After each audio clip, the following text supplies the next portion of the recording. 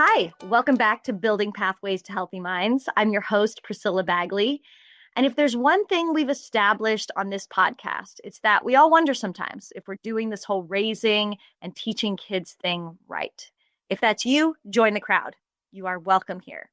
Our next guest has certainly been there as an educator, parent, psychologist, and researcher. Dr. Richelle Whittaker is an educational psychologist, speaker, and author of Strong Men Start Here, a mom's roadmap to raising confident and emotionally whole sons. She specializes in boys' development and supporting moms raising sons through research-informed, practical strategies. Dr. Whittaker trains and speaks for schools, organizations, and educators on boys' academic engagement, emotional wellness, and family partnerships. She's also the host of the Raising Sons podcast. And also, she was lovely to talk to. So pull up a chair, grab a cup of coffee, or enjoy your ride as we dive in. Guys, I am so excited to be back with Dr. Whittaker. We have gotten to chat a few times, and I really feel like she's such a kindred spirit. So welcome back, Dr. Whittaker. Thank you so much. Happy to be here. We talked a little bit about how you have a book, and we would love to hear more about that. Will you tell me the title of the book and a little bit about what it entails? Sure. It's called Strong Men Start Here. It's a mom's roadmap to raising confident and emotionally whole sons. So I had no intention of writing a book. As the spirit would see fit, it was something that came to me, and I was like, I'm not really sure I'm the person to write this book. I was like, my sons are still being raised. Are you sure? And what I got was the confirmation was like, yes, you're the person to write this book because your sons are still being raised. And so the book is talking about moms raising sons, right? Because raising boys is different because it's opposite of our nature. It's opposite of how we think about things as women and as moms. So I have a framework, and I went through the framework, and that's kind of the chapters in the book. And so it's really centered around what boys need to be emotionally whole, because we talk about a lot of things with boys, but a lot of times the emotional part kind of gets left out of the conversation. So yeah, absolutely. And I love that in some ways you were talking about how you felt led to do this while you were raising your kids, and yes. That's kind of beautiful because I think so often we raise our kids and then we go, oh man, I wish I had known more than what to do. So it's really neat that you got to kind of research and find some things out as your boys were being in those developmental ages. How old are they now? So they are 11 and 14. Okay. Oh, great. Right. So you're still raising boys. I'm still raising. Yes. So what kind of got you interested in this topic to begin with, besides being a mom of boys? Right. So long before I had sons, I have a younger cousin, sweet. I mean, he's a grown man now, but he's sweet. He's a couple of years younger than I am. And so we grew up together. We went to the same elementary school. And I would say he was kind of like Dennis the Menace, right? Everybody loved him because he was sweet, but he was mischievous. He always was into things. And so I remember back in elementary school, they called me to the office so that I could talk to him. And I was like, I'm not that much older. Like, what are you expecting me to say? It really just kind of started with him. I didn't even realize, but there were lots of things. We spent a lot of time together. He has ADHD. He still has ADHD, and I'm not really sure he accepts that, but he has it. And so I didn't know that as a kid growing up. I just couldn't understand. He would do things, he would get in trouble, and then he'd go right back to doing the same things. Mm-hmm. And I was like, oh my gosh, I'm trying to help him. Like, stop it. Don't do that. Your mom is going to come in here and get you. And so he would continue to go right back to those things. And so we later found out that he has ADHD, and it's pretty, I would say, growing up, it was pretty severe. So it was real impulsive, just doing things without thinking about the consequences. And then later on, years later, his mom, my aunt, moved out of the city, and she had some other kids, and they moved back to the city. So in that process, she wanted to, stand on her own, find her own place. And so she moved into transitional housing. And because he was 16, they wouldn't allow him to be with her and her daughters. Which I thought was crazy, but that's what it was. And so for whatever reason, everybody just agreed that this was the best thing for her, for her family. And so he went into a separate facility, and it broke my heart. I just couldn't wrap my mind around him being there. And amazingly, he had a great spirit about it, which I'm glad he did because I was really upset about it. And I was the one to drive him. To this day, I still don't know why. And even talking about it, sometimes it still is emotional. But I dropped him off. And I think subconsciously, I made a decision that I didn't know that I made. Right. I said subconsciously that this wouldn't happen to another boy on my watch. And so everything that I've done from that point on, unbeknownst to myself, has been because of that. So I was a special education teacher. Most of the kids in my class, I don't think I had any girls. All of them were boys. Wow. And then I went into doing school psychology. And so I tested, evaluated kids for disabilities. Most of the kids I tested were boys. Most of the kids who had behavior issues. And I went into private practice because I felt like no one was addressing the root causes of their issues. Like they were just being put in this behavior classroom. The behaviors were continuing, but nobody was getting to the root cause. And so long story short, but I thought I wanted to work in the prisons to recidivate me. And so I feel like it's just in me and it's been there and all the things. So, wow. That's so cool how our like childhood experiences shape us.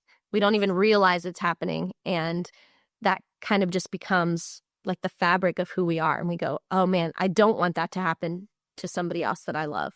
I think that is so important. I see that a lot at being a teacher, is that I know boys and girls both struggle with ADD, but it just seems like with boys, there's that hyper component often accompanying it, that girls, I think I probably have some ADD, but we are able to hide it a lot better, or we don't have that impulsive maybe piece to it.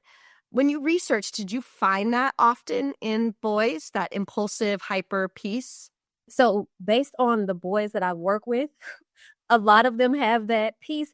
But I also think, well, to separate it out, I think that the way that the education system is set up currently is not for boys, right? So the classrooms are set so you can sit, you can listen, and boys, not all of them, but a good majority of them are by nature movers and shakers, right? They need tactile, they need kinesthetic, they need to be able to touch and feel and do.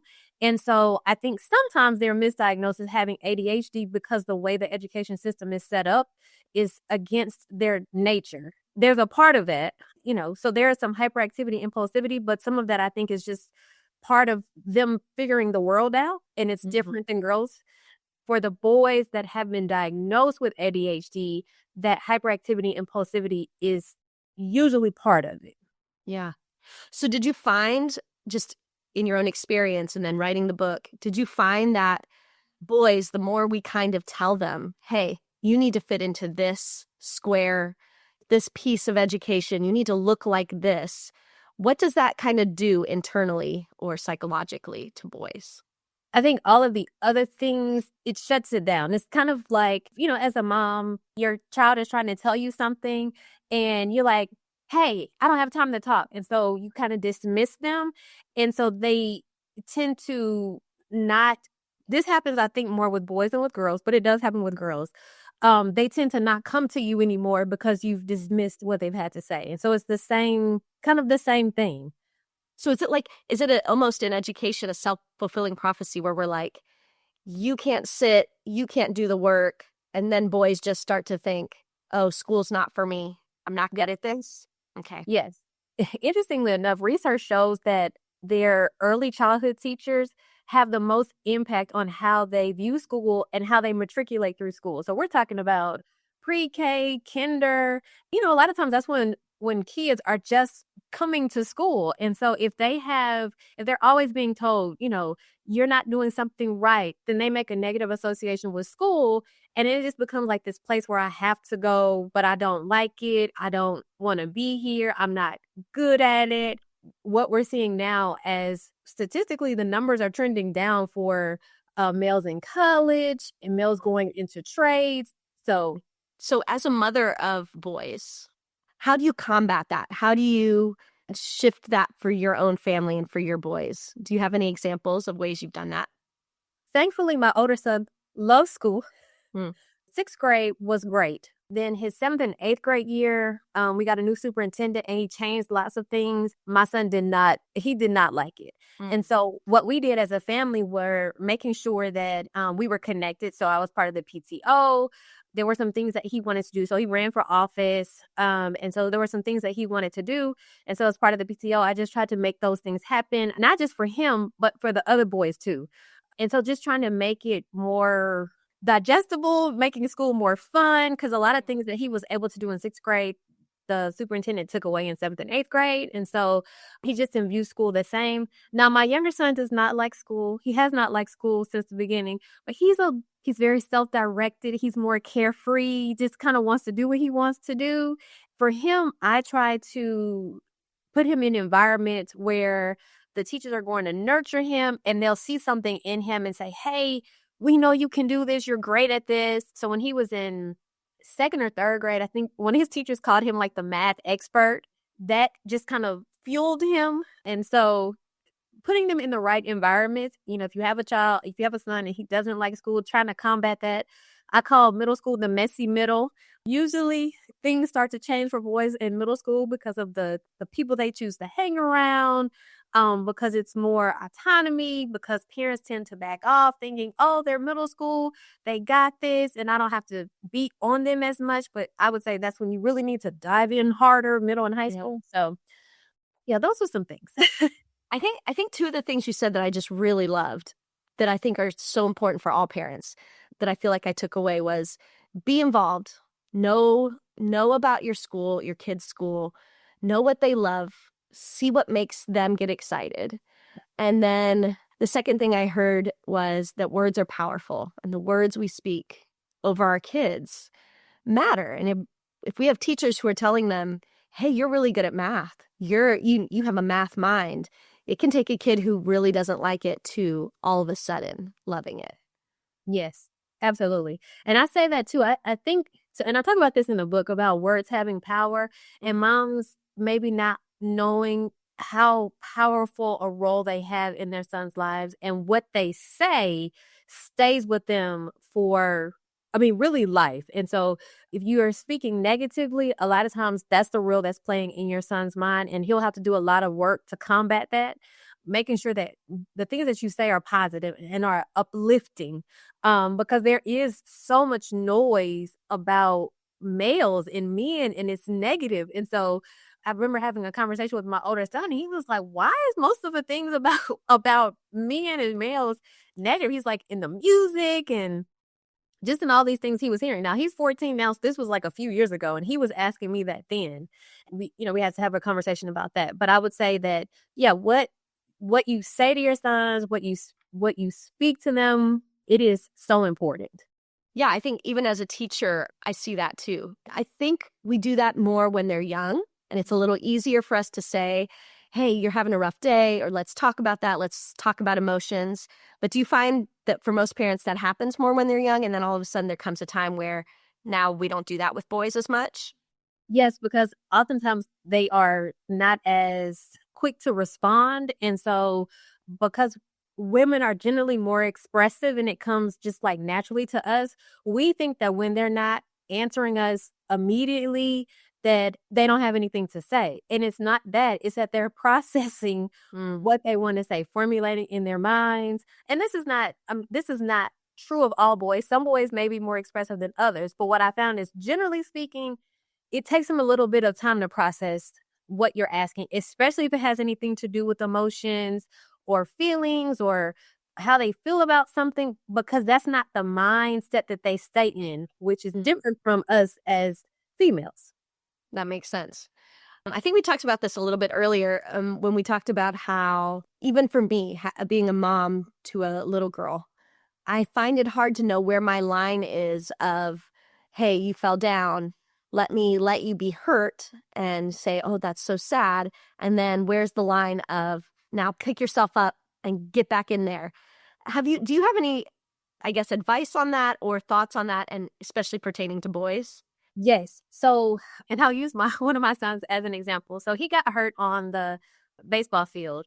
And so my natural reaction is to run out there and hug him and be like, "Are you okay? Are you okay?" And so as I was getting ready to do that, my husband was like, "No, no, that's not what we're doing." He went out and he was like making sure that he was okay. Later on, he said, there's a time and a place for him to be upset about it. And so he was like, on the baseball field is not it. He was like, because he's around other boys. And had you run out there and just kind of done all the things, they will then tease him. And he was like, there's a difference in the way that, in terms of how boys respond when they're with other boys, as opposed to girls responding when they're with other girls. And so he was like, there's a way that boys act with each other that is different. I was like, okay. So he was like, he can be hurt at home. He can show and express his emotions at home, but it's not for everywhere. Yeah, it makes sense. And did you find there's a core difference in how girls develop and how boys develop just emotionally?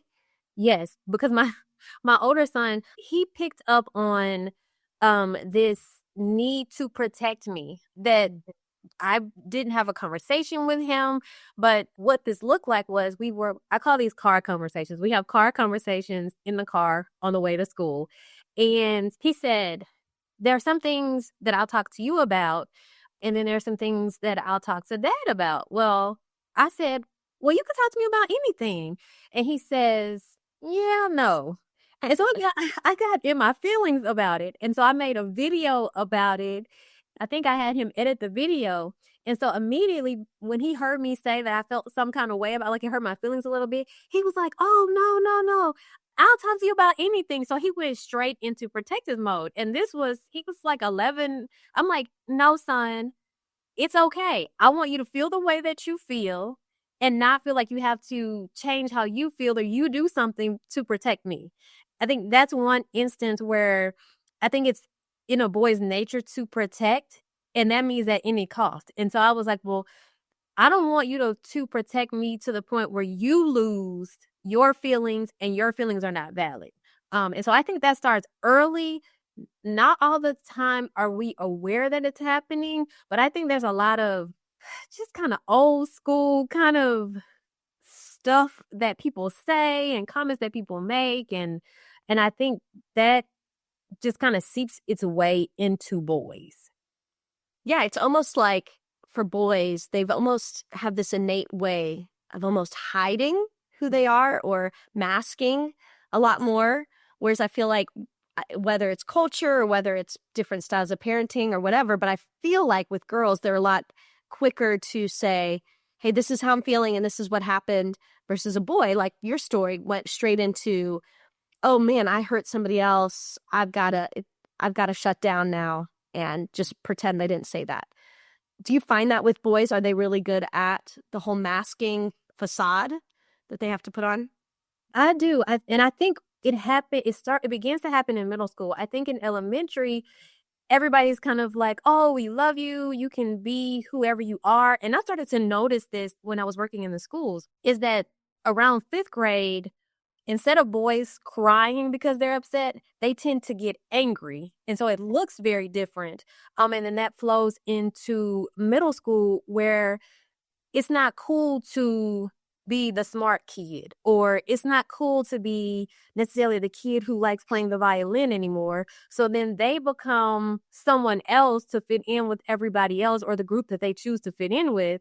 And they kind of shut that part of themselves down because it's not cool. I think it's hard for boys to find spaces where they can be safe to be who they really are. Had a conversation with a friend of mine the other day, and her son and my older son are the same age. And so she was just saying, her son, his friends they all play baseball, but they tend to want to be on the video game, and he tends to want to be outside and just doing different things. And so she was saying, where can she find other boys who love baseball as much as he does? But, so he can do that with them, and they can be outside playing, and it's not all about video games. And so there's like this ebb and flow that I just don't feel like with girls is the same. Like, I feel like you could find a girl who is okay with almost whatever. Yeah. They're a little bit more easily, they can flow into whatever activity is happening. So what are some tools if we talk about boys tend to hide, and I see this a lot in older males once they start working, and then it's like they hide behind work or they hide behind their productivity, what they do versus who they are. What are tools as parents we can use to kind of draw our sons out from that mask? I think really grounding them in who they are, not what they do. So a lot of times what you'll start to see is that men are transactional. Well, that starts early. And so teaching them to be more relational. Relational looks like knowing who you are. And so I tell my sons, they're still young, but I'm like, if you start dating a girl and she's all into what you can do for her, she's not the girl for you. You want a girl who accepts you for who you are and likes you for that, not for what you can give to her. And so I think helping them to understand who they are, what their strengths are, like what do they bring to the table? And I don't mean in a relationship, but what do you bring to the classroom? What do you bring to other relationships? What do you bring to whatever it is that you're doing? What are your strengths? And then putting them in environments that nurture that piece and help them to find, maybe people that are more accepting because they're in an environment that's more conducive to who they are. That's so good. When we talked earlier this month, we talked a little bit about finding spaces that ignite your kids to talk. Have you found that with boys? Like, is there a way that your boys tend to communicate better with you, or situations where they communicate better with you? Yes. So most of the time it's when we're doing something. I mentioned car conversations. So we're not really doing anything, but they're not necessarily we're not sitting face to face. We're just talking.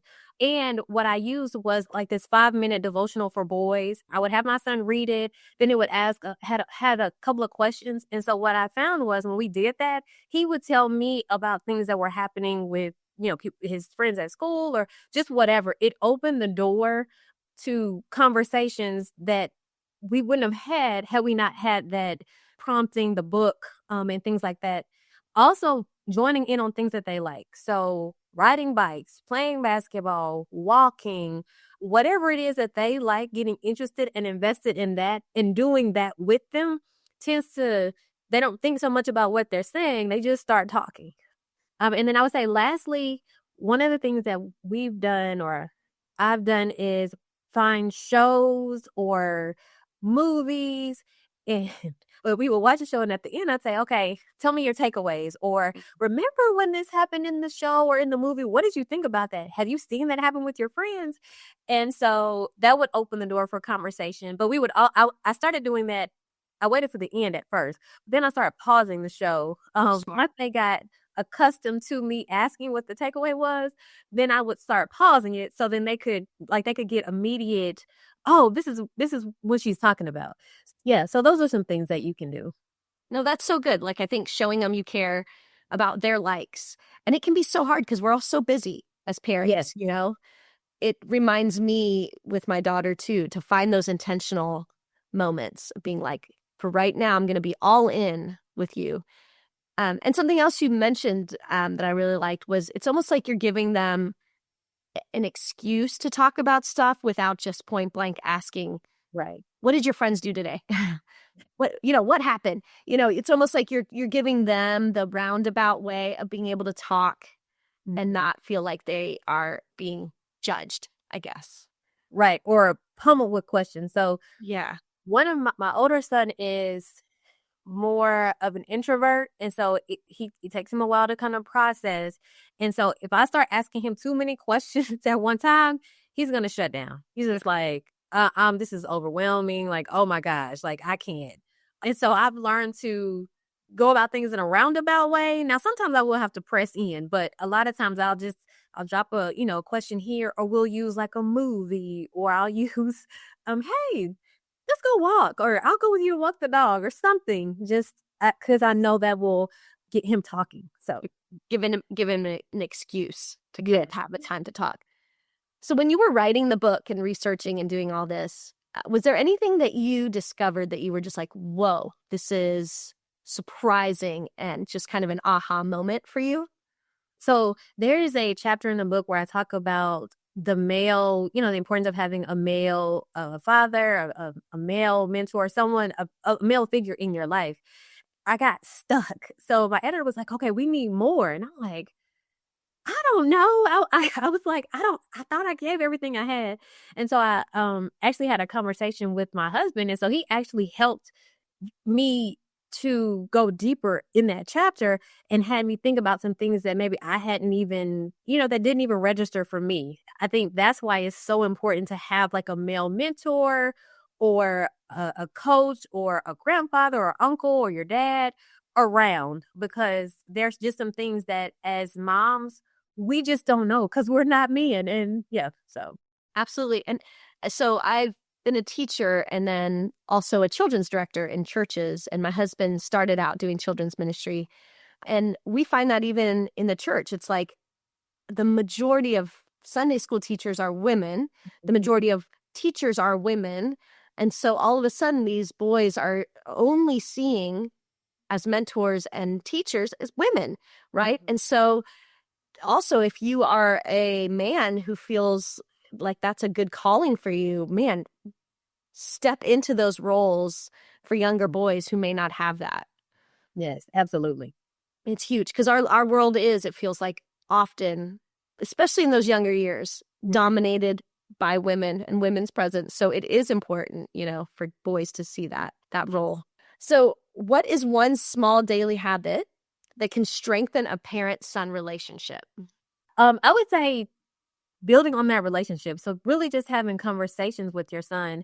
And they don't have to be, again, finding something that he likes. And it doesn't have to be hours on end. It can be an intentional, focused time, 10 minutes. It can be in the car. It can be, you all can be walking. It doesn't have to be anything grand or grandiose. It can be something really simple that he enjoys, that you don't mind joining in with him, but really understanding who he is and making sure that you show up for him. And that looks like wherever he is, making sure that your presence is known and is felt.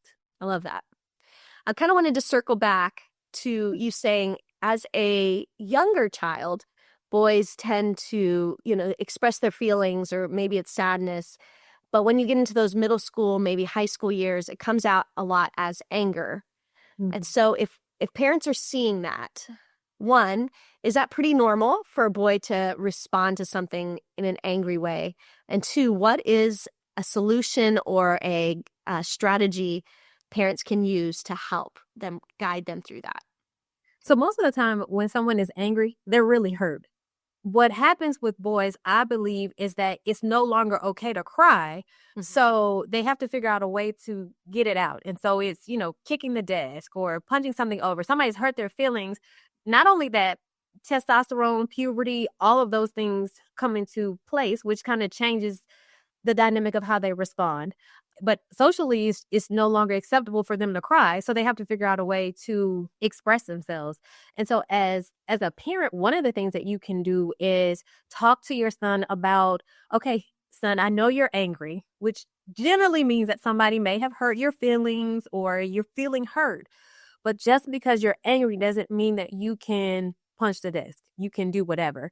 And giving them an alternative to something that they can do. So I told my sons early on, like, hey, you can be angry. We're not going to be punching walls. We're not doing that. I think when they were younger, they had like punching bags. I was like, but you can go in your room and you can scream into the pillow though. Scream into the pillow. You can, hit the punching bag. You can beat into your punching bag, your pillow or something like that. Giving them an outlet. You can go and run around outside, and also conveying to me or your dad or someone else, I'm feeling like, and I need to. So giving them the language as well. So that when they do become older men, they're still going to have that frustration and anger, but they have a positive way to express it. Yes. Yeah. So what role does risk-taking play in healthy boyhood development? Do we allow boys to take risks, and is that important, and why? I think it goes back to when we were talking about the nature of boys. Again, this is not an absolute, but a lot of boys are risk takers. Now, I have 2 boys, and one that is super cautious and one that is, I'm not going to call him my wild child, but he's more of a risk taker. He's very adventurous. I think there are some things that you just kind of have to let them do because you don't want to take that out of them.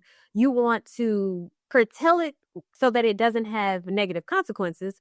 But my younger son liked to jump off our stairs, kind of split, and we have a landing. And so he liked to jump from the top stair to the bottom stair. And initially I was like, stop doing it. You're going to hurt yourself. And then eventually I just said, you know what? I'm just going to turn the other way. Because it was just in him to try it. And so I recognized, okay, that's just part of what you need to do. You need to experience jumping to see how it goes. And so I'll just have to brace myself should you break something. And so I think it's important that when we're raising boys, when we're working with boys, that we give them grace to be who God has created them to be. And some of that is risk takers. And so I do think there is like a healthy level of risk taking in terms of raising sons. And we, like I said, we don't want to take that out of them. We just want to be able to curtail it so that it doesn't create problems in the classroom or even in parenting. You know, you don't want your son running around the grocery store bumping into things because he's trying it out. Right. So kind of like going back to your cousin, for example, you talked about how he would have a lot of impulsive behaviors, kind of maybe risk taking as well. Is there a way in that situation to say, hey, I see that you like to take risks. I see that you're impulsive. There's some really good stuff about that. You know, you can take initiative. You'll be brave and you can do the things. Do you think that would have made a difference in that impulsivity versus somebody just saying, no, no, no, no, stop doing that? Yes, absolutely. I think if someone had been able to give him an alternative, to give him some different ideas, I absolutely think so. One of the reasons why I do this work in helping moms raising sons is because my aunt did not have resources to help him. I mean, she did what she could. She followed the doctor's orders, but some of those things, it doesn't all the time work. And this was years ago. So that whole ADHD thing wasn't something that was readily talked about.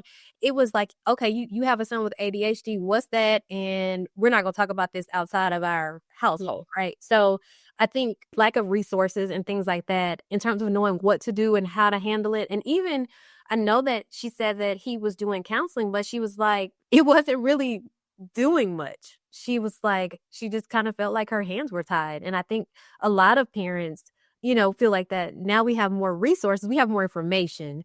I do think, though, had my cousin had some other alternatives, or maybe even people looking at it as a positive and not just a negative. So, right. Yeah, I think any parent could say, man, we could always use more tools in our toolbox. You know, I know that as a teacher, for sure. Having boys in my classroom, it's part of why I went back to get a master's degree, because I was like, I don't know how to manage this and I need more tools, right? So we can always be looking, but I love that your book is a tool for that. And I think the more we talk about it and say, hey, boys are different in a lot of ways. That's okay. That's beautiful. That's how they were designed. And here's ways we can positively raise them to be who they're meant to be. Absolutely. So if there's one thing you would want to leave with listeners today, one thing you'd want to say, what would that be? Okay, one thing. I would say that your presence matters. And I would say that your son's emotional health matters. Because I can think of some instances where just that old school way of thinking about boys, even with young boys, infiltrates how we parent our sons and then how that impacts them.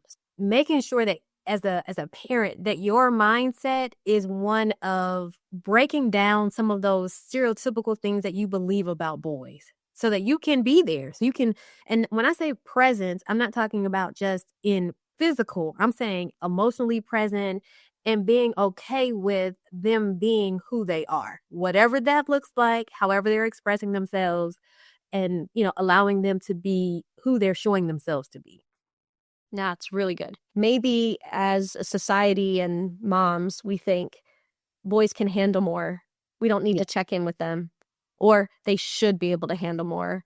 They should, yeah. So being present, actually asking those hard questions and making time for them to be who they are is all really important in helping that.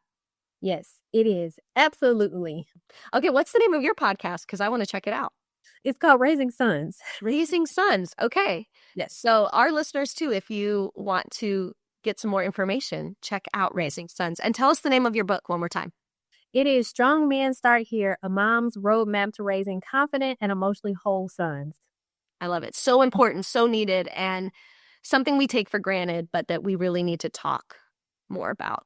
Yes. That there is a difference raising boys and girls, and that's okay, and it's beautiful. Again, it's the way they were designed. So let's find out what makes them tick, right?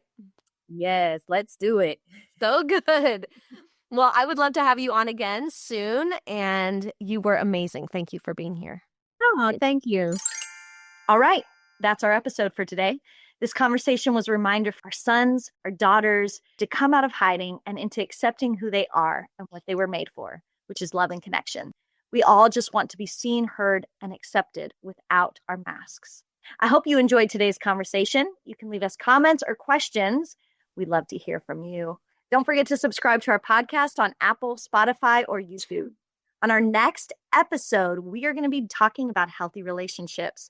I hope you have a wonderful drive or rest of your day, and I will see you next time.